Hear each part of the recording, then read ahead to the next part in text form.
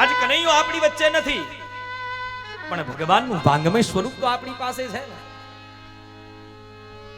તમે રોજ મંદિરમાં ગયા, રોજ મંદિરમાં બેસીને તમે ભજન ગાયા, મહિલા મંડળો ઊભા કરી અનેક લોકોના ઘેર જઈને તમે ભગવાનના ભજન ગાયા, તો એક વ્યક્તિ તો મને બતાવો કે એને કનૈયો મળ્યો હોય છે કોઈ?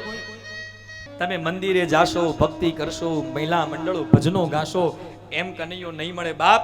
પણ એક વાત યાદ રાખજો, જે તમારા દુઃખમાં આવીને સહભાગી થઈ જાય ને એ જ તમારા માટે કનૈયો છે યાર.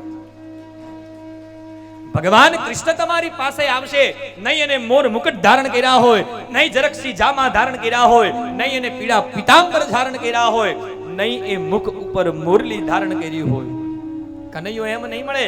પણ એક વાત યાદ રાખજો, જે તમારા દુઃખમાં આવીને જે સહભાગી થઈ ગયો છે એ જ તમારે માટે કૃષ્ણ છે સાહેબ, એ જ કનૈયો છે.